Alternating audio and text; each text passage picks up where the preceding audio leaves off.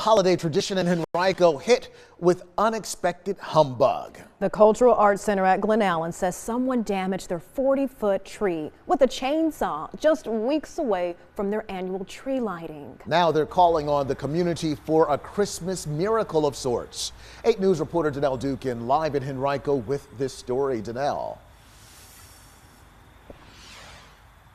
Eric, Heather, Henrico's tree lighting is set to take place in just 2 weeks. But this stump that I'm sitting on is all that's left of the iconic tree that stood here for decades. But although the tree has been cut short, the tradition won't be. It's really sad. It's a very old tree and probably 30 to 40 feet high. So we're starting from scratch. 2, 1.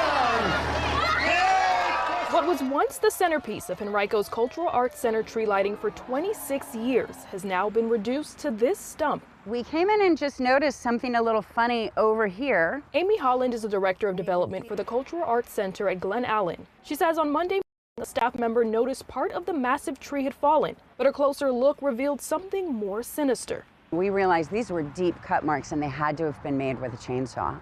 So we're trying to imagine who would come out, bring a chainsaw, and why this tree? The tree isn't near any surveillance cameras, leaving Holland stumped by who could be behind this. We thought the Grinch had visited over the weekend, or Scrooge. We're just not sure. But the Cultural Arts Center isn't letting this act of vandalism cut down their holiday spirit. They've got a new tree and a new location. We're moving the event to our center field, and we're looking to light up the entire field. So that is requiring a lot of extra lights and that sort of thing. So they're asking the community to help, donating outdoor lights and holiday decorations to rebuild the celebration. We think it's going to be a better event, larger, more lights, more excitement, and just a whole new energy. The tree lighting is happening on December 6th, so there's still time to help the Cultural Arts Center light up the night. So if you'd like to make a donation, you can give them a call or visit this story on our website. Reporting live in Henrico, Danelle Dukin, 8 News.